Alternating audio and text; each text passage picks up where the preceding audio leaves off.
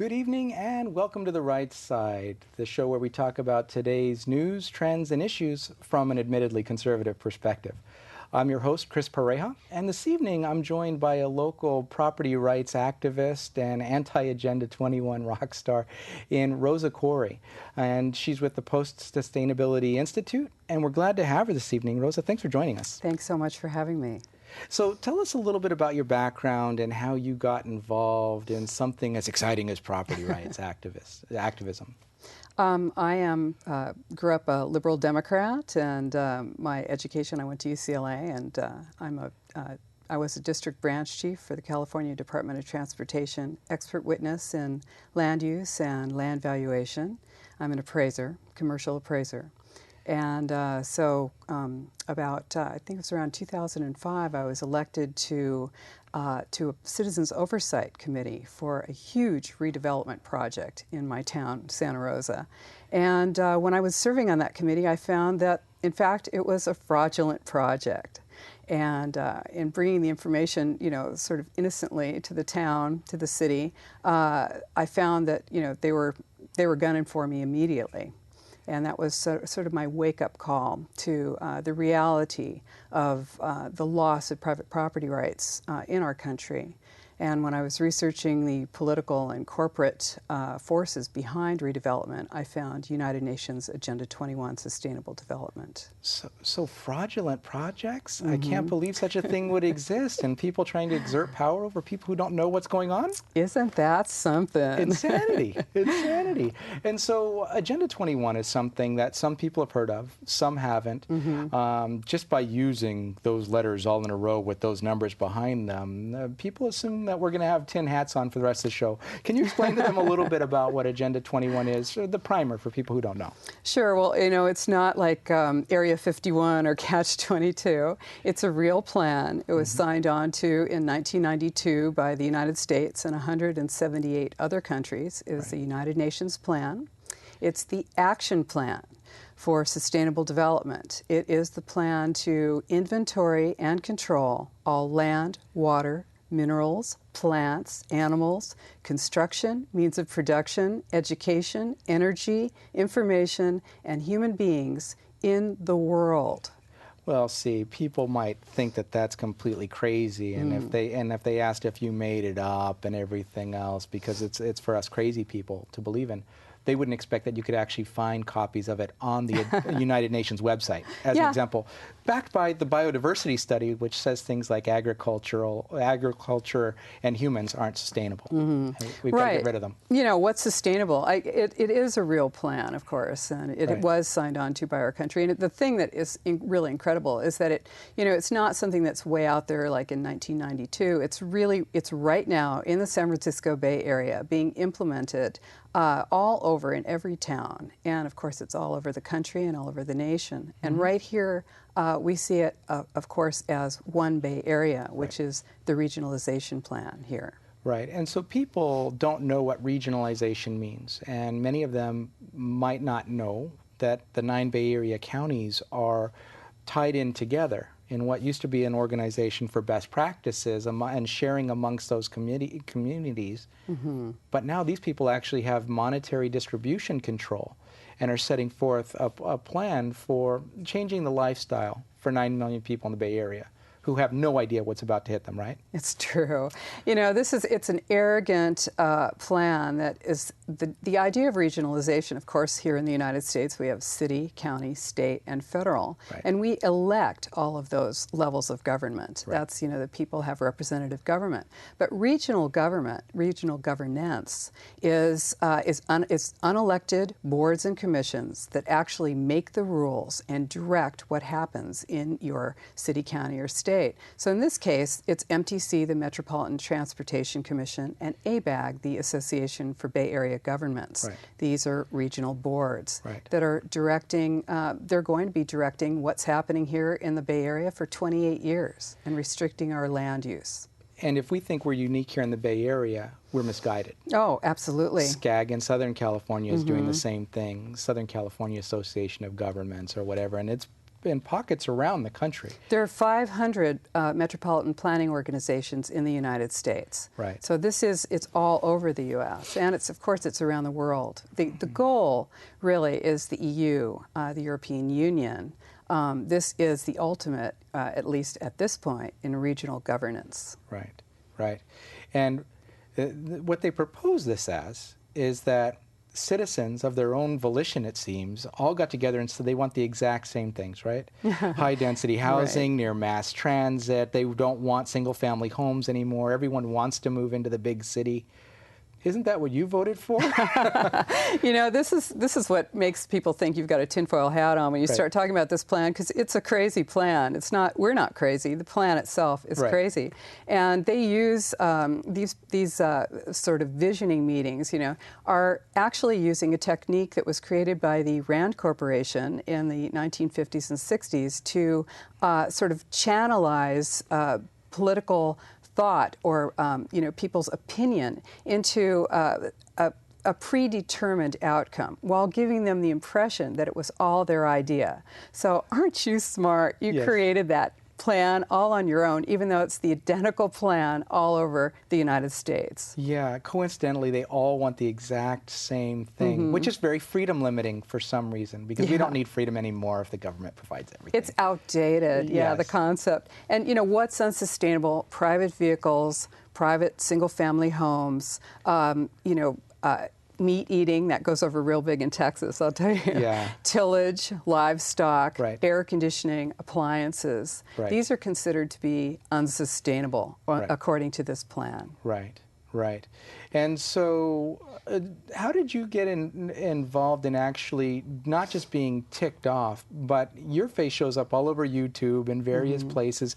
You've written a book about that, and you can tell us a little bit about the book. Well, let me show you the book. Okay, let's see.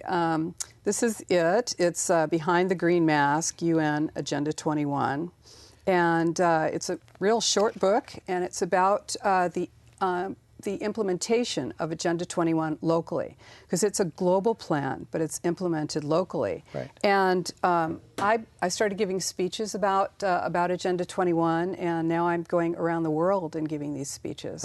And people are eager to get this information, and to understand that this is not a conservative or point of view. I happen to be a liberal Democrat, but well, they're going to throw you out for doing this. It's not. Oh yeah, no, they hate me. But I'm going around speaking to Tea parties, libertarian groups, Republican groups all over the country, and of course I have spoken at some universities, and it's difficult to hear this when you're progressive, because it sort of contradicts your entire worldview.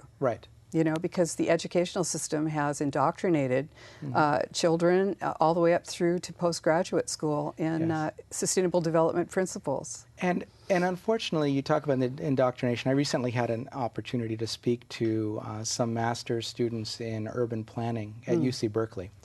And I think that was fun.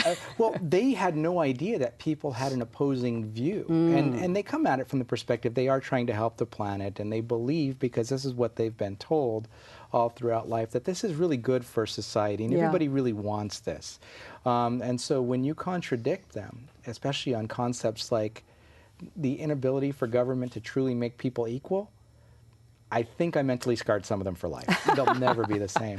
But it's important that they see these other views. And curiously, I'm wondering what your experience has been outside the country. How much more or less aware are people of Agenda 21 outside the United States? That's an interesting question, Chris, because I was interviewed on Red Ice Radio, which is in Scandinavia. And they kind of thought that ICLEI, the International Council on Local Environmental Initiatives, and Agenda 21 were United States issues. And that was very interesting, because, of course, it is global. It's all over in every country. And most every country has a local Agenda 21 guideline and program. So that I think what's happening now, though, is that awareness is really coming to the fore, because awareness is the first step in the resistance. Sure. And even people are shocked to know, even some of the electeds who are not elected to this regional governance committee, but who have been assigned to it, it's interesting that many of the players, like, for example, they're going through public input sessions right now, and it's a whole new set of representatives that are coming through, many of which have no idea of what the plan is about, where it originated, that it's been going since the 90s, that the ABAG website actually has documentation about them signing on to this 15 years ago. And so they have no idea what's going on, and they weren't involved in the initial public input sessions, which literally had 2,000 mostly angry citizens from across the political spectrum saying, this is not what we want. We don't feel like we're heard. You're ignoring the citizens. Yeah. But these guys all have fresh smiles on because they don't know any better. Well, I think they do know better. But the deal is that, of course, these plans are set up to use the Delphi technique to, to actually channel and propagandize the public into the outcome that is desired by this plan. So people who are serving, our local officials are being, propagandized by their own staff. And the staff, of course, is being propagandized by the American Planning Association, which put out a 12-week-long boot camp about how to handle people like me and you who are telling the truth about these plans. Yes. So when you get that kind of, that's so great to catch them and things like that. I actually became a member of the American Planning Association so that I could get that information. I was at their national conference 2 weeks ago on behalf of a client. Okay. But I was there for 4 days of fun in the belly. And it's upsetting, really, to be right up close and looking down into that cauldron, because this is really an indoctrination plan, and it is really about taking away your individual freedom, your right to have and own and use your private property. And our nation is founded on private property ownership, and we are losing our freedom. And so you've talked about the fact that some of these electeds are being propagandized and everything else. We've just, as of this week, finished the public input sessions, and many people feel like they were ignored during the session. Some of us went to directly poke the observers in the eye and let them know what we really thought about the plan, and use actual documentation that they've put out to explain why this is a horrible idea. But we've got 9 million people whose lives are about to be affected. Probably less than 1,000 came out because they didn't know what was going on. What now? What now? How can we continue to fight this? What are the next steps as you see them? Well, we have just finished up the public hearing process for One Bay Area. And so the next thing now is that we are going to sue. We are suing to stop One Bay Area, Plan Bay Area. And by we, I mean the Post-Sustainability Institute and Freedom Advocates, and we are raising funds right now to sue to stop this. And we are fundraising all over the United States because the plan that we have here in the San Francisco Bay Area is literally the worst plan I have seen all across the nation, and these plans are everywhere. But this one in particular is the worst because it actually restricts development to a very, very small part of the Bay Area, very, very tiny areas within urbanized areas, and literally 80% of residential development and 66% of commercial development has to be in these areas for the next 28 years. The only way to stop this now is with a lawsuit, and that is why we are out there trying to, trying to get people on board to assist in working on that. And these things are called priority development areas, right? And so for people who don't know that their land is inside a priority development area, they may lose the privilege to use their property in the ways that they want to. For example, if they're not building mixed-use housing or are out of compliance with these other directives, then they're not going to be able to use their property in the way they'd like to. And if people are outside the area, then they're not going to be able to use their property either. If you're in the county, if you're in an unincorporated town in the county, or if you're just out in the county, literally this plan says that 100% of development has to be within the urbanized areas. So they're effectively basically taking conservation easements over the entire county areas in the San Francisco Bay without paying for them. And literally you will not be able to build in the county areas.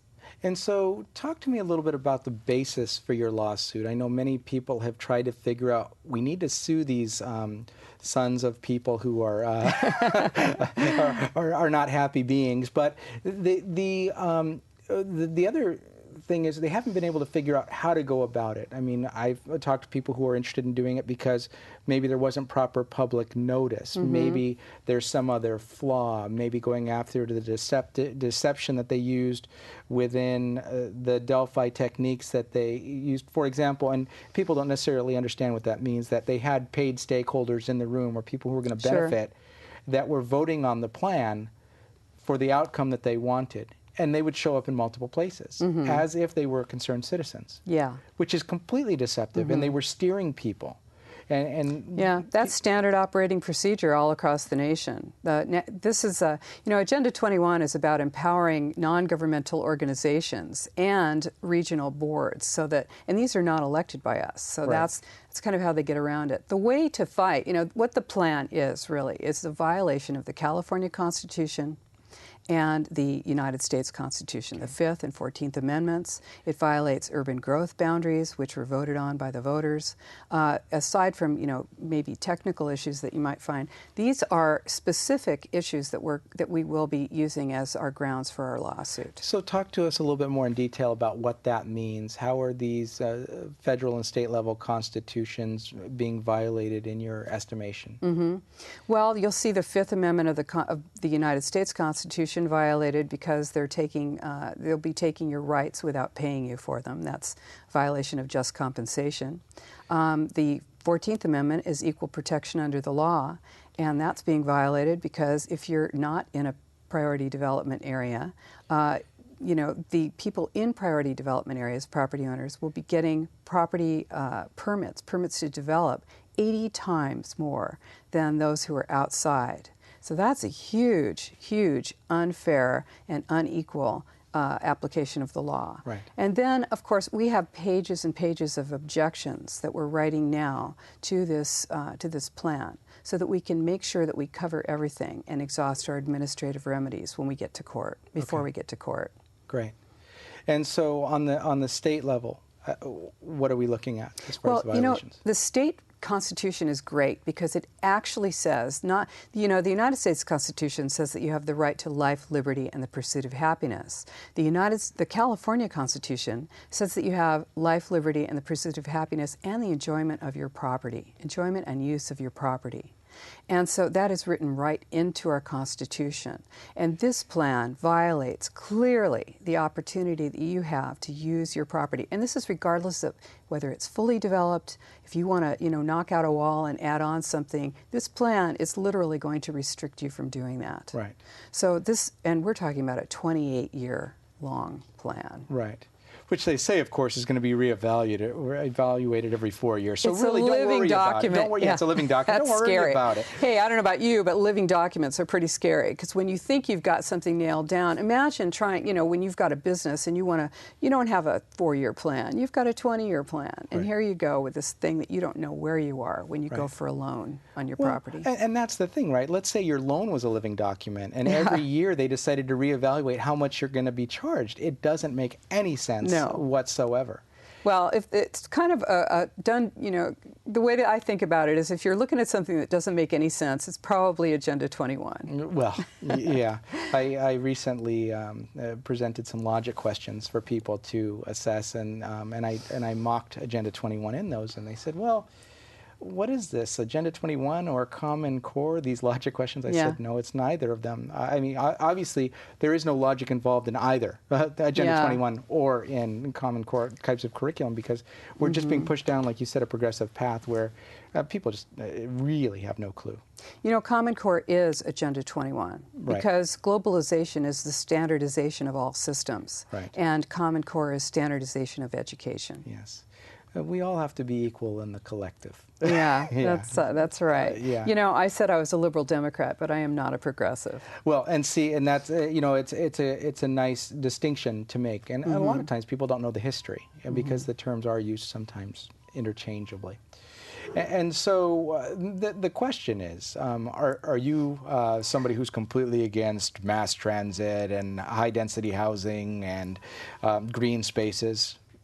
Well, I'm like everybody. I've got a bike. I like to ride it. I think mass transit is great. If you want to build a high-density building with ground floor retail and apartments on top of it, great, but don't use my tax dollars to do it. Right. And this is the difference, is that your property tax and your transportation tax dollars will be used to subsidize property types, smart growth, for which there is no demand. Right. And they actually literally restrict development all around that everywhere else, so that pretty much if you want to build anything, you're going to build what you're told to build by MTC and ABAG, and by extension, Agenda 21. Right. And there's no basis in reality whatsoever. Well, there's no demand. If there were, then they wouldn't need subsidies.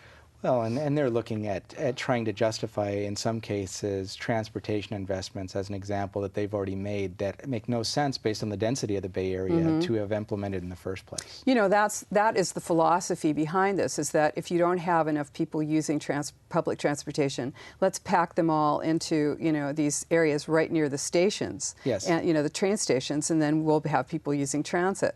But this is, you know, this is also part of controlling, inventorying, and monitoring, surveilling all the populations, and this is the plan. And so tell us how people can find out more about supporting the lawsuit, or how to find out more information about your book. Great. Or you. Well, or me. Well, of course, there are a lot of videos of me on YouTube and speaking about these issues, and as well, you can find my book, Behind the Green Mask, UN Agenda 21, on Amazon, on our websites, Democrats Against UN Agenda 21.com, and also postsustainabilityinstitute.org. Well, Rosa, we appreciate you joining us this evening. We look forward to following what you're doing and also being right by your side, poking people in the eye. So Great. Thank you for coming. Thank you. And at this point, if you hold on for just a moment, we'll be back after a word from our underwriter, the Conservative Forum.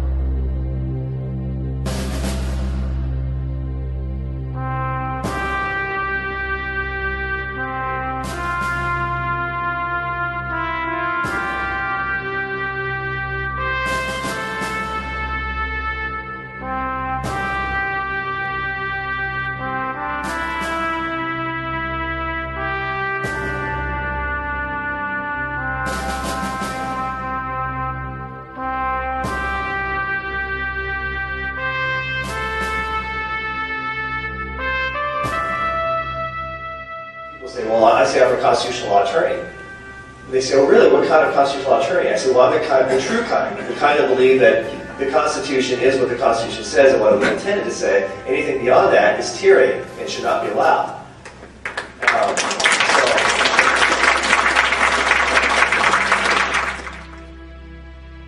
So it's come to this, my friends. You ready for the second American Revolution against a ruling class that simply lectures but does not listen or defend the American people? It is government versus the people. Am I right? Yes. Look at the Electoral College example. Right? A leftist popular challenge to states' rights. You think the founders weren't brilliant people? Did they not know what they were doing by carefully calibrating to get the small states and the big states to come together? Why does Wyoming get 2 senators in California? Actually, I'd rather have Wyoming's 2 senators.